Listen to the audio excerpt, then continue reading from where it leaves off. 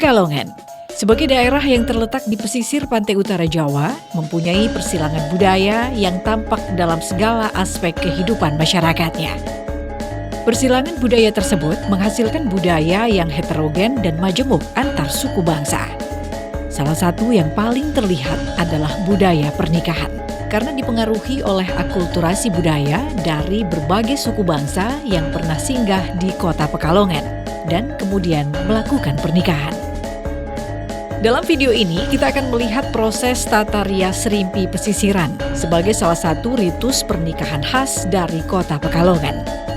Ritus adalah tata cara pelaksanaan upacara atau kegiatan yang didasarkan pada nilai tertentu dan dilakukan oleh kelompok masyarakat secara terus-menerus dan diwariskan pada generasi berikutnya.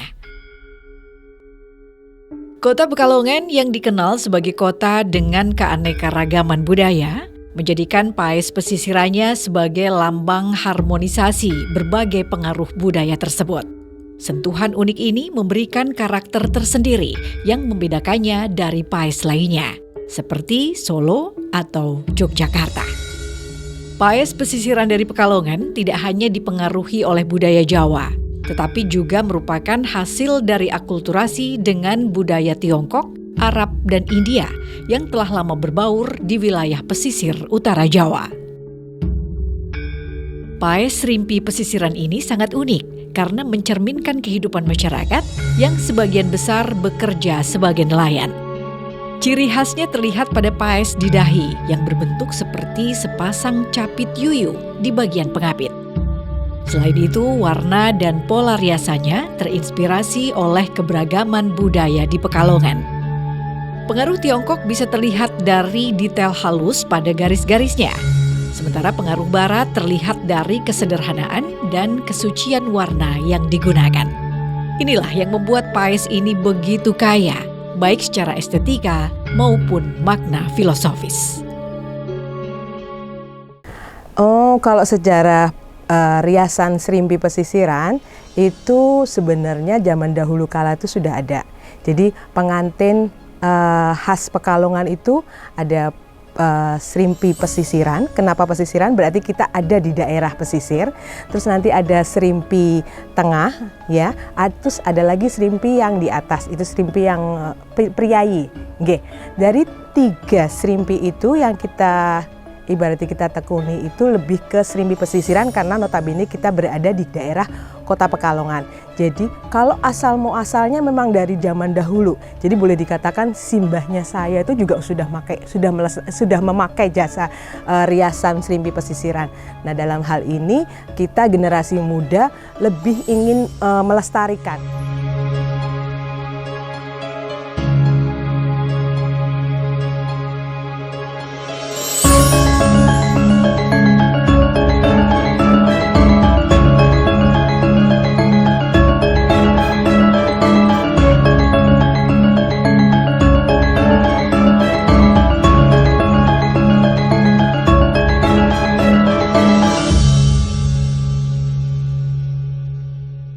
Proses merias pengantin dimulai dengan membersihkan wajah menggunakan milk cleanser dan toner.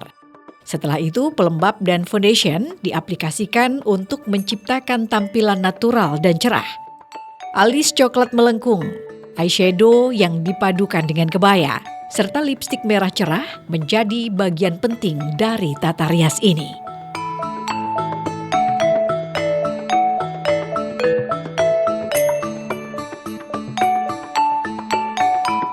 Tata rias khas pengantin Jawa ditandai dengan membuat gajahan atau batokan, riasan hitam di dahi.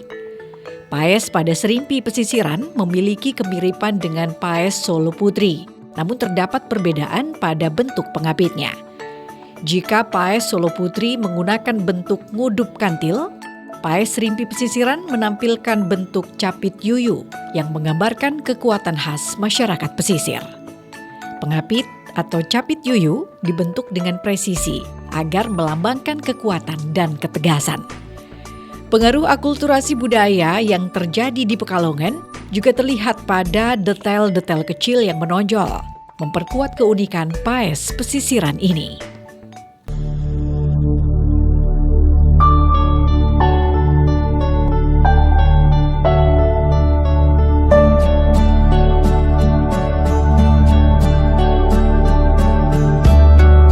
Kita di pengantin Serimpi pesisiran mempunyai ciri khas. Jadi paes tadi kita sudah sampaikan. Terus untuk perhiasan dalam pengantin Serimpi ini kita menggunakan hiasan, ada istilahnya jamang. Jamang itu kalau mengadap, mungkin zaman dahulu kakek nenek kita itu mengadapnya dari daerah Sunda yang ada hiasan mahkota di kepala pengantin putri. Ya, itu kita sebut kalau di Pekalongan namanya jamang. Hiasan jamang itu terdiri dari 7 gunungan. Ya, 7 gunungan. Kenapa 7? Harapannya nenek moyang kita mengharapkan mungkin 7 itu pitu. Ya, pitu itu berarti harapannya orang tua kita, mudah-mudahan kita semua dalam hidup itu selalu senantiasa mendapat pitulungan. Pitulungan itu pertolongan. Pitulungan dari siapa lagi kalau bukan dari Allah Subhanahu wa taala. Jadi semua maksud dan tujuannya tetap ada ya. Terus kita menggunakan mentul. Mentul itu atau hiasan bergoyang ditusuk di atas kepala pengantin yang kita tusuk di konde ya. Itu berjumlah 9 mungkin dalam hal ini pada zaman dulu kita mengadap bahwa itu 9 itu Wali Songo. Wali Songo, kenapa Wali Songo? Karena memang itu tuh contoh ataupun tauladan kehidupan masyarakat kita yang senantiasa melihat atau ulama ataupun tokoh masyarakat yang memang benar-benar kehidupannya disoroti dan lurus, istilahnya kayak gitu ya. Nah, untuk bunganya kita tetap seperti pengantin Jawa yang lainnya, ada tibododo, ada pengasih. Nah, satu lagi nih, ada ndok kremek. Ndok kremek itu hiasan yang kita rangkai dari bunga cepoko ataupun kenongo yang berwarna kuning, kita rangkai dengan bunga melati. Itu hiasan untuk kanan kiri sunggar dan bagian atas rambut di bagian belakang mentul. Nah, itu semua sebenarnya ada di riasan Jawa. Dan di bagian belakang untuk penutup sanggul, kita tutup sanggulnya dengan untayan melati yang kita sebut sebagai hiasan ondo-ondonan ataupun rangkaian melati yang kita susun seperti tangga. Dan juga ada usus-ususan. Dan tak lupa untuk bagian dada pengantin kakung dan pengantin putri kita menggunakan selempang, tapi selempang dari rangkaian melati juga. Dan di situ ada hiasan ronce melatinya juga. Nah, itu semua memang kenapa kita tetap lestarikan pakemnya, karena memang itu masih tetap pakem, tetap tradisinya yang dari zaman dulu kita tetap pakaikan lagi. Untuk busana di pengantin kakung juga kita menyesuaikan pengantin putri, ya, tetap menggunakan jas ataupun beskap. Kalau orang Jawa bilang beskap mungkin ya, berpayat seperti menyesuaikan dari hiasan pengantin putri biar ada keserasian. Mungkin itu dari segi tampilan perhiasan dan bunga melatinya. Terima kasih.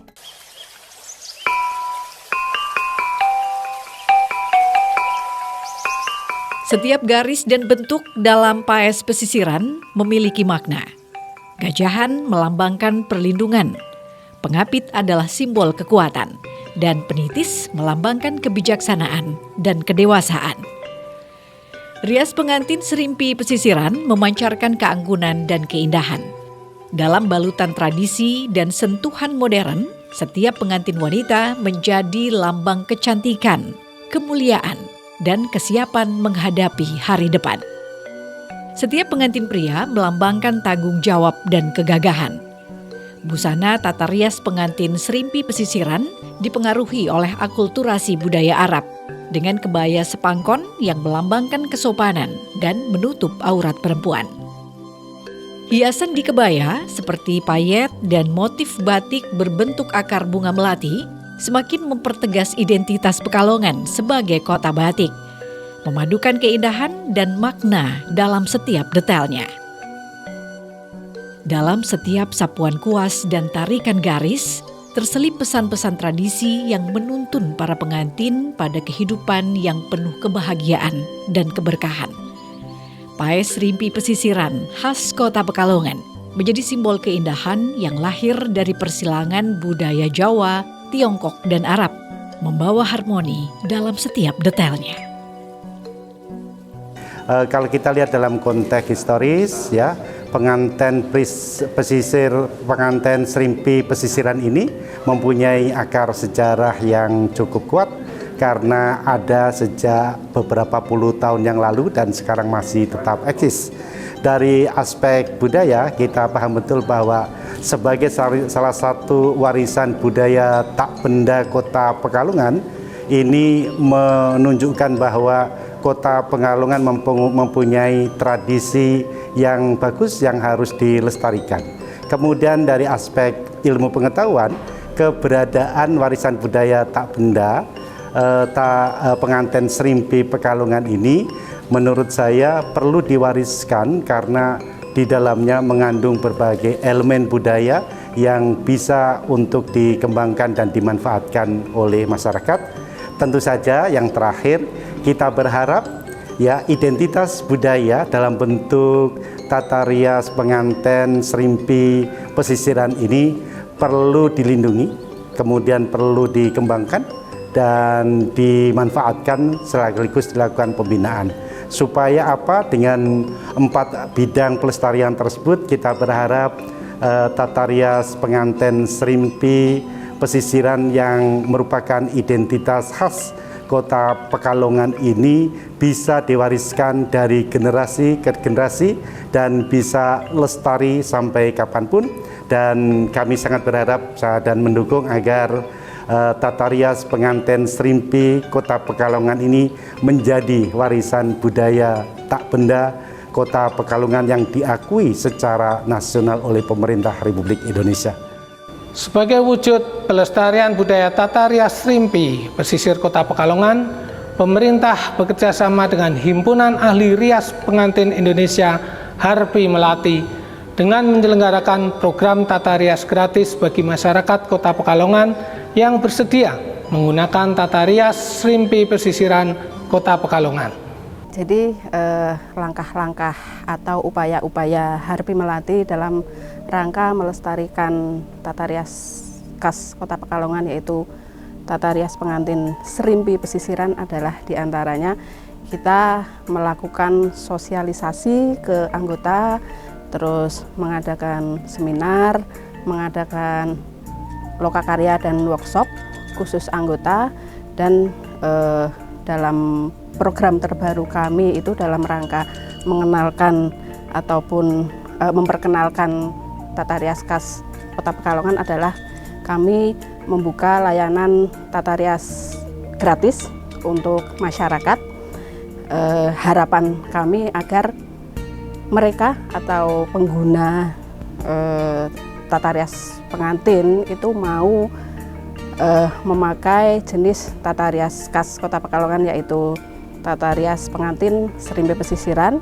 Dengan seperti itu tata rias ini akan secara tidak langsung terus berjalan dan terus lestari. Seperti itu. Selain tata rias, upacara pernikahan juga merupakan serangkaian dari pernikahan adat Kota Pekalongan. Tata upacara pernikahan adat Kota Pekalongan percampuran antara budaya asli, pengaruh Belanda, dan pengaruh kerajaan Mataram Islam.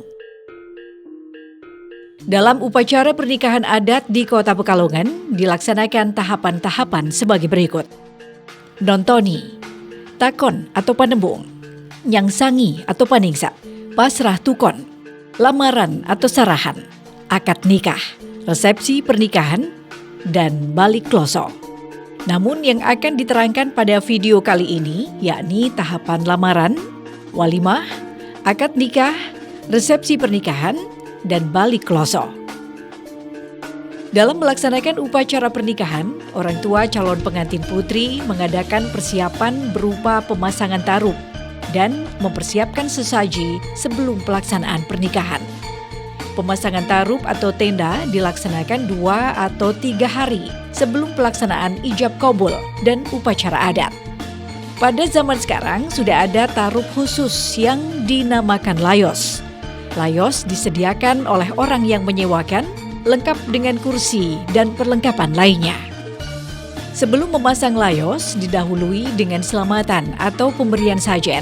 Mohon berkah kepada Tuhan agar dianugerahi keselamatan karena akan mempunyai hajat besar.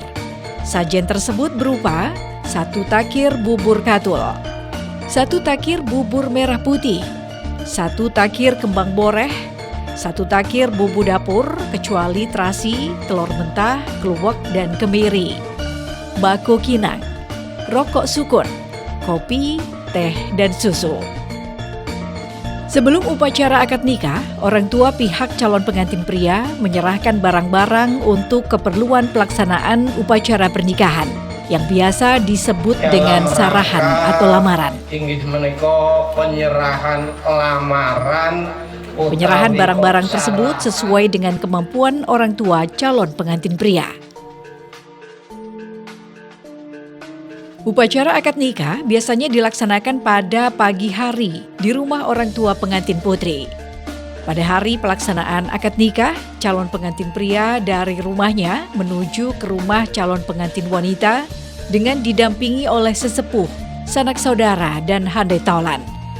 Upacara akad nikah disaksikan oleh tamu undangan dari 2 keluarga mempelai yang umumnya datang dengan busana baju koko dan sarung untuk menyaksikan pembacaan lafaz ijab qabul. Upacara ini di Pekalongan disebut dengan walimatul ursyi atau walimahan.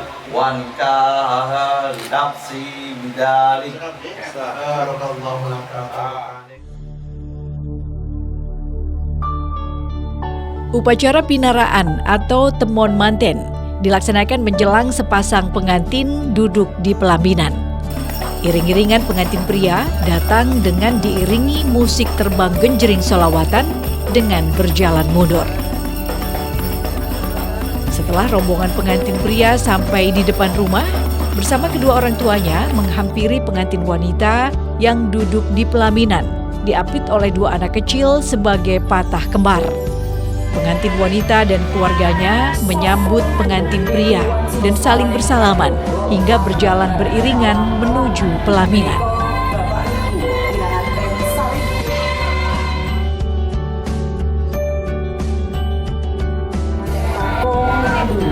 Setelah pengantin duduk di pelaminan, dilanjutkan dengan dahar kelimah, yang artinya kedua pengantin melakukan proses makan bersama dengan saling suap-menyuap.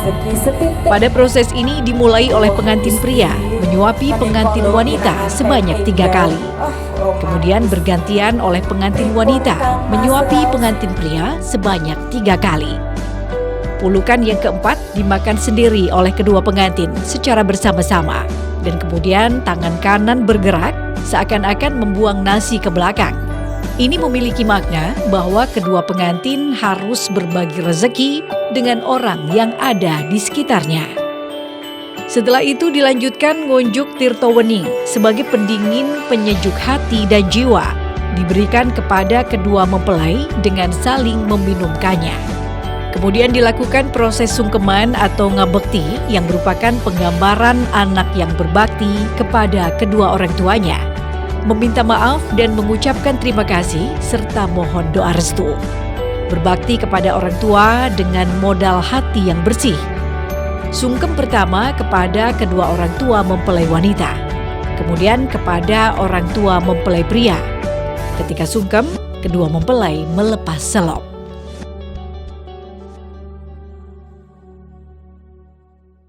Pada acara ini, keluarga pengantin pria yang diwakili oleh salah satu keluarga menyerahkan pengantin pria kepada pihak keluarga pengantin wanita bahwa pengantin pria telah menjadi anak sendiri. Dipun menika kroten talun, insyaallah tanggung jawab menika Ibu Watini. Kemudian penyerahan dari pihak pengantin pria diterima oleh keluarga pengantin wanita yang menyatakan bahwa pengantin putra telah dianggap sebagai anak sendiri dan telah menjadi bagian dari keluarga. Tapi kelawan anggenipun menika nggadahi akhlak perilaku ingkang sae. Dilanjutkan dengan acara ular-ular atau mauidhah hasanah, berupa nasihat untuk kedua mempelai sebagai pedoman dalam membina rumah tangga. Setelah itu dilanjutkan doa pengantin. Setelah acara sungkeman dan ular-ular selesai, maka sepasang pengantin akan dikirap atau diarak ke rumah-rumah tetangga yang ada di sekitar rumah mempelai wanita. Hal ini dimaksudkan untuk memperkenalkan anggota keluarga baru atau pengantin pria kepada tetangga dan sanak saudara. Tumplek punjen dilakukan setelah keseluruhan acara selesai. Ketika tamu besan dan undangan akan pulang, sekalian bersalaman dengan kedua pengantin dan kedua orang tua mempelai putri. Kedua pengantin berdiri di depan pelaminan dengan memegang sebuah penampan atau baki yang di dalamnya terdapat beras, kunyit, bawang merah, bawang putih, dan cabai. Kemudian diawali oleh orang tua dan besan akan memberikan uang yang diletakkan di atas penampan tersebut. Lalu diikuti oleh keluarga, sanak saudara dari kedua pihak pengantin dan tamu undangan. Tradisi ini dimaksudkan sebagai modal usaha kedua pengantin kelak di kemudian hari. Upacara Bali Kloso dilangsungkan seminggu setelah upacara pernikahan selesai. Acara ini berlangsung di rumah orang tua pengantin pria. Para pengiring terdiri dari sanak keluarga, tetangga, dan handai taulan dari pihak pengantin wanita. Rombongan ini membawa nasi dan lauk pauk untuk keluarga besar pengantin pria. Ketika rombongan iring-iringan Bali Kloso pulang, pengantin putri akan mendapatkan uang dari pihak keluarga pengantin pria sebagai ganti makanan yang sudah dikirimkan ke pihak keluarga pengantin pria. Tradisi ini disebut dengan sego pahit atau nasi pahit.